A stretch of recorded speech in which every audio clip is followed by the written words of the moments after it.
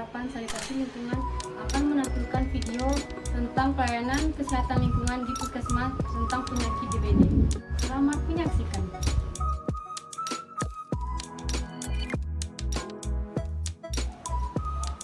Pelayanan kesehatan lingkungan adalah sebuah kegiatan atau serangkaian kegiatan yang bertujuan untuk mewujudkan lingkungan yang sehat, baik dari segi fisik, kimia, biologi maupun sosial, guna untuk mencegah penyakit dan gangguan kesehatan lingkungan yang diakibatkan oleh faktor risiko lingkungan. Ada 3 kegiatan pelayanan kesehatan lingkungan. Yang pertama, konseling, yang kedua, inspeksi, dan yang ketiga, intervensi.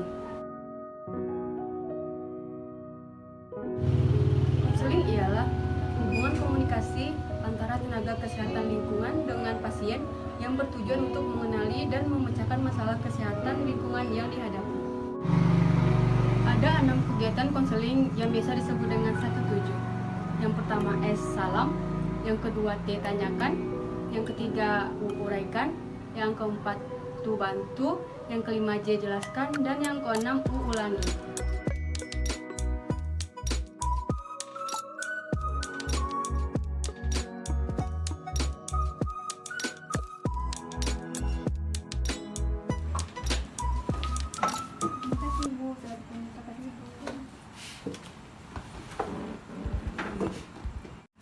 Dengan Ibu Ranti ya, Ibu yang berusia 25 tahun. Jadi sebelumnya terima kasih telah berkunjung ke klinik sanitasi dan Ibu dirujuk ke klinik sanitasi karena diagnosis penyakit DBD. Sebelumnya apakah Ibu sudah pernah mendengar apa itu DBD? Jadi DBD itu adalah infeksi akut yang disebabkan oleh arbovirus dan ditularkan melalui gigitan nyamuk Aedes aegypti. Jadi penularannya itu terjadi melalui gigitan nyamuk Aedes betina yang sebelumnya telah membawa virus dalam tubuhnya dari penderita demam berdarah lain. Ciri-ciri nyamuk Aedes yang pertama itu warnanya hitam, ada bercak-bercak putih, dan hidup dan berkembang biak dalam rumah, tepatnya di tempat yang gelap dan lembab. Yang ketiga, menggigit di siang hari. Dan yang keempat, berkembang biak dalam genangan air, misalnya bak mandi atau tempayan atau yang lain-lain.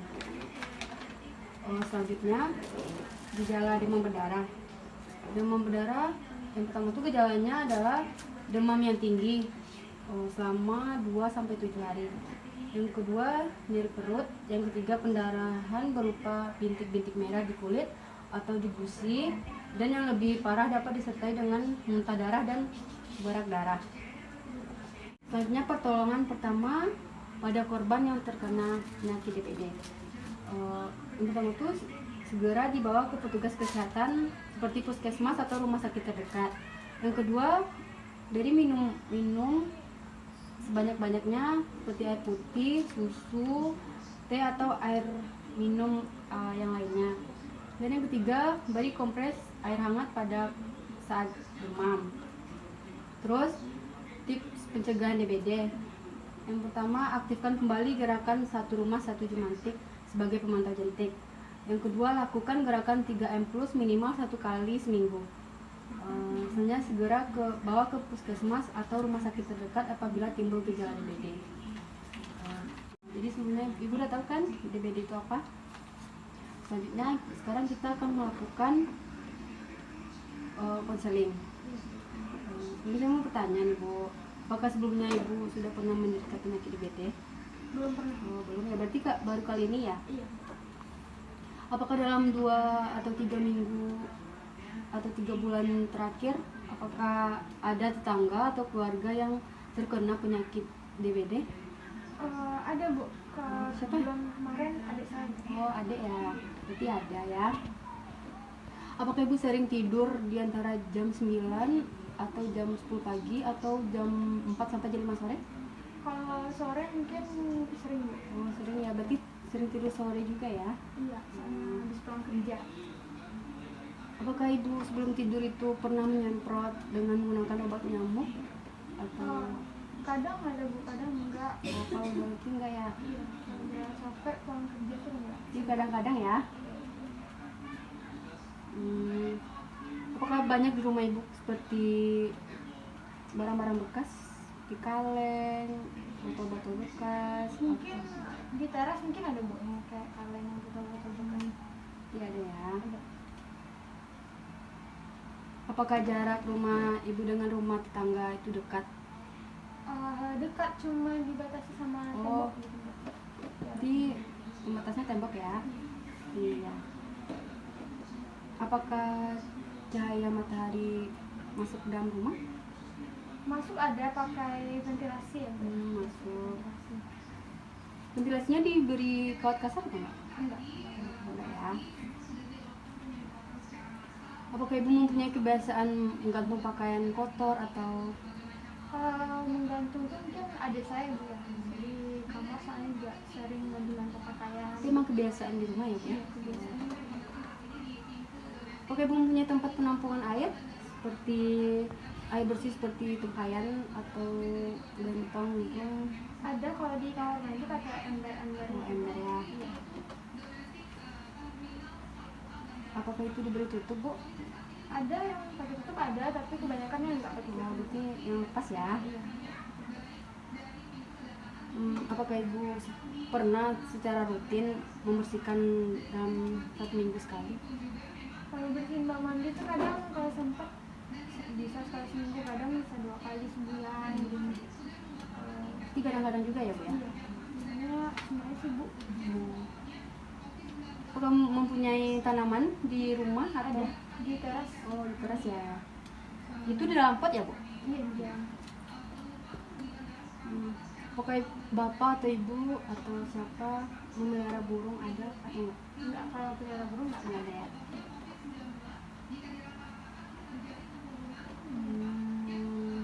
Apakah tempat-tempat penampungan air jarang dikuras atau diberi bubuk, lava atau zat-zat?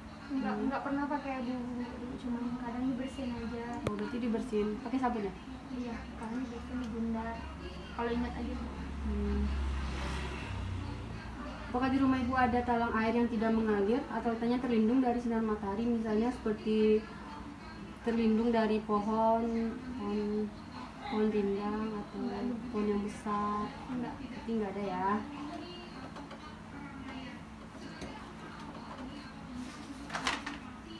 Jadi dari wawancara tadi maka dapat disimpulkan ada 3 masalah yang terjadi. Yang pertama, lingkungan rumah atau ventilasi kurang baik. Yang kedua, lingkungan sekitar rumah tidak sehat atau tidak terawat. Dan yang ketiga, perilaku tidak sehat. Maka tindakan atau saran yang saya berikan, yang pertama, ibu dapat menutup tempat-tempat penampungan air. Yang kedua, ibu dapat menguras bak mandi dalam 1 minggu sekali. Dan yang ketiga, memasang kawat kasar pada ventilasi atau lubang pengawatan. Yang keempat, buka jendela dan pasang ganting kaca agar terang dan tidak lembab. Jadi tindakan atau saran selanjutnya, ibu dapat menimbun ban, kaleng dan botol atau gelas bekas tadi. Selanjutnya ibu dapat menaburkan bubuk abate pada tempat penampungan air yang jarang dikuras atau memelihara ikan mantel jentik. Dan saran saya selanjutnya, ibu dapat melipat atau menurunkan kain atau baju yang ibu gantung tadi. Sudah mengerti bu? Jadi kapan kami bisa melakukan inspeksi ke rumah ini? Mungkin besok pagi. Oh, besok ya. Terima kasih ya bu. Dari kegiatan konseling yang telah dilakukan, maka terdapat 3 masalah pasien.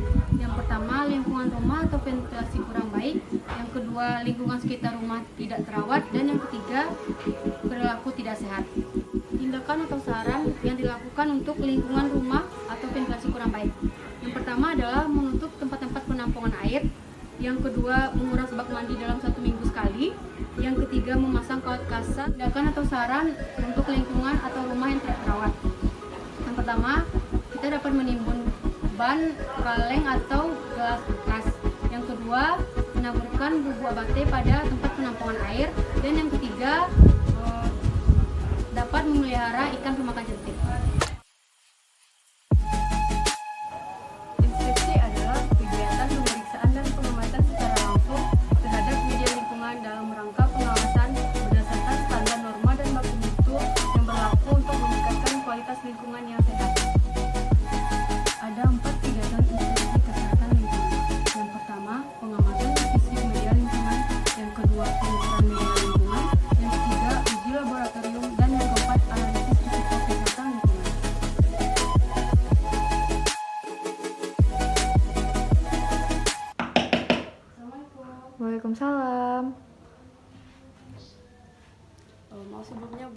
saya dari Puskesmas yang sudah berjanji kemarin akan datang ke rumah ibu, akan melakukan inspeksi pada hari ini. Oh iya, boleh saya akan masuk. Sebenarnya kamar ibu di mana ya, Bu?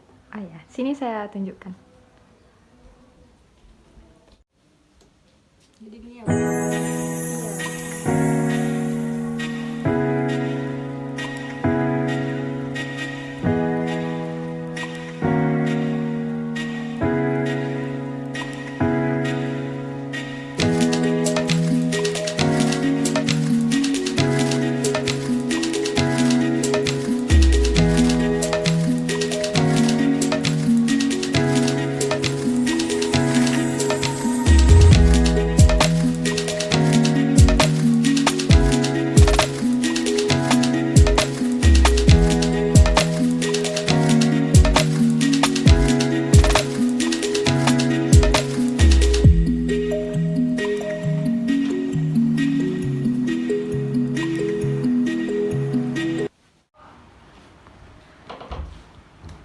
Makasih ya Bu, telah mengizinkan saya untuk melakukan kegiatan inspeksi hari ini. Iya, sama-sama ya. Makasih ya Bu. Iya. Saya pamit dulu ya Bu. Assalamualaikum. Waalaikumsalam.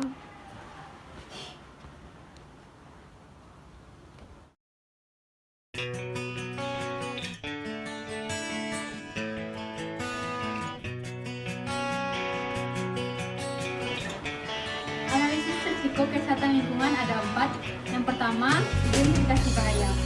Mengenal dampak buruk kesehatan yang disebabkan oleh pemajanan suatu bahan dan memastikan mutu serta kekuatan bukti yang mendukungnya. Yang kedua, evolusi dan respon. Bila daya racun yang terkandung dalam suatu bahan atau untuk menjelaskan bagaimana suatu kondisi pemajanan, cara, dosis, frekuensi, dan durasi oleh suatu bahan yang berdampak terhadap kesehatan. Yang ketiga, pengukuran pemajanan. Perkiraan besaran, frekuensi, dan lamanya pemajanan pada manusia oleh suatu bahan melalui semua jalur dan menghasilkan perkiraan pemajanan. Dan yang keempat adalah penetapan risiko. Mengintegrasikan daya racun dan pemajanan ke dalam perkiraan batas atas risiko kesehatan yang terkandung dalam suatu bahan. Assalamualaikum warahmatullahi wabarakatuh. Saya Wina Putri. Di sini saya akan memberikan penyuluhan tentang penyakit DBD. Apa itu DBD? DBD adalah infeksi akut yang disebabkan oleh arbovirus dan ditularkan melalui gigitan nyamuk Aedes aegypti. Penularan DBD. Penularan DBD melalui gigitan nyamuk Aedes betina yang sebelumnya telah membawa virus dalam tubuhnya dari penderita demam berdarah lain. Selanjutnya, ciri-ciri nyamuk Aedes. Yang pertama, warna hitam dan bercak putih pada badan dan kaki. Yang kedua, hidup dan berkembang biak dalam rumah, tepatnya di tempat yang gelap dan lembab. Yang ketiga, menggigit di siang hari. Dan yang keempat, berkembang biak dalam genangan air seperti bak mandi, drum, dan lain-lain. Selanjutnya adalah gejala DBD. Gejala DBD yang pertama adalah demam akut yang tinggi selama 2-7 hari.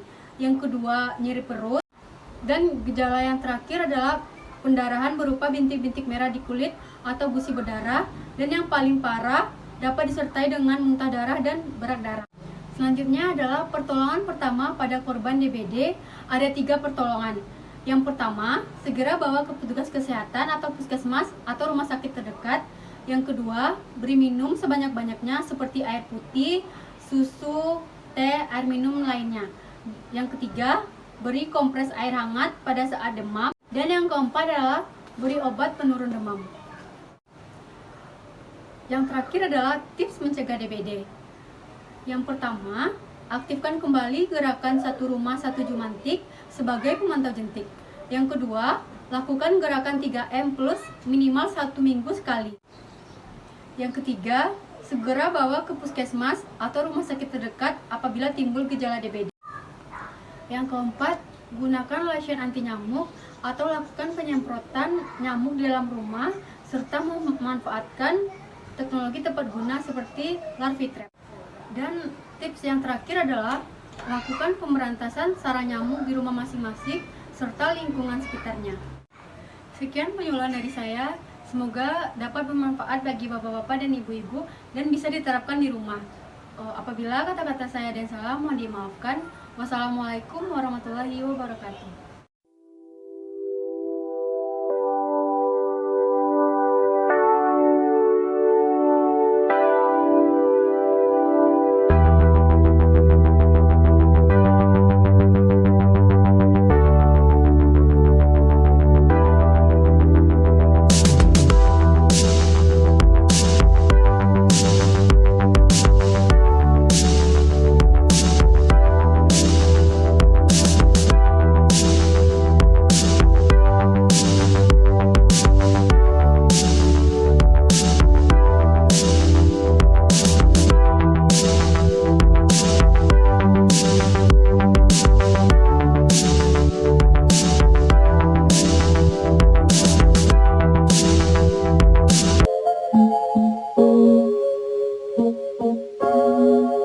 Thought I'd end up with Sean, but it wasn't a match.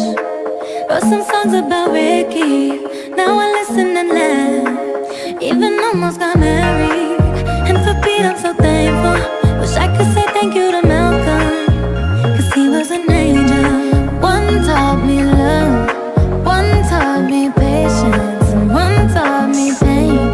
Now I'm so amazing, I've loved and I've lost, but that's not what I see. So look what I got, look what you taught me. Yeah, for that I say thank you, thanks, thanks, thank you, thanks, thanks, thank you, thanks. I'm so fucking grateful for my ex. Thank you, thanks, thanks, thank you, thanks, thanks, thank you, thanks. I'm so fucking spend more time with my friends. I ain't worried about nothing. Plus I met someone else. We having better discussions. I know they say I move on too fast, but this one gon' last. Cause her name is Aubrey, and I'm so good with that. So good with she taught me patience, how she handles pain. That shit's amazing. I've loved and I lost, but that's not what I see. So look what I found. No need for searching. Yeah, boy, that I say thank you, thank you, thank you, thank you, thank you, thank you. I'm so fucking grateful for my ex. Thank you, thank you, thank you, so thank you, next. Yeah, I'm so fucking grateful for my ex. Thank you, next. Thank you, next. Thank you, next. I'm so fucking. One day I walk down the aisle, hold her hand to my mama. I'll be thanking my dad, cause she grew from the drama. Only wanna do it once real bad, go make that shit last. God forbid something happens, at least this song is a smash. I got so much love, got so much patience, learned from the pain, turned out amazing. Turned out amazing, I'm overlost, that's not what I see. Look what I found, ain't no need for searching. Yeah, all that I say. I mean, he was really cute, you know. He was really cute. Yeah. And it was really big. Well, I've only gone out with one guy that had a big front tooth. And I liked it because he never got anything stuck in the front teeth. But have you ever gone out with someone that had no teeth at all? No. I got so much love, got so much patience, learned from the pain, turned out amazing. Turned out amazing, I'm overlost, that's not what I see. Look what I found, ain't no need for searching. Yeah, all that I say. Thank you, thank you, thank you, thank you, thank you, thank you. I'm so fucking grateful for my ex. Thank you, thank you, thank you, so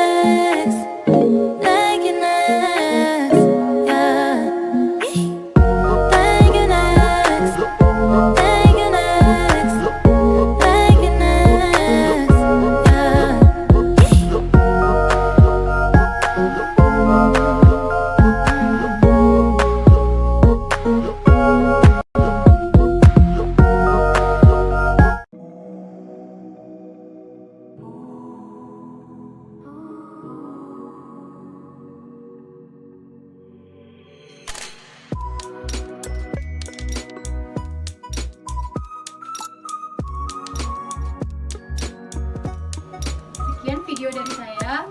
Semoga bermanfaat. Terima kasih telah menyaksikan. Wassalamualaikum warahmatullahi wabarakatuh.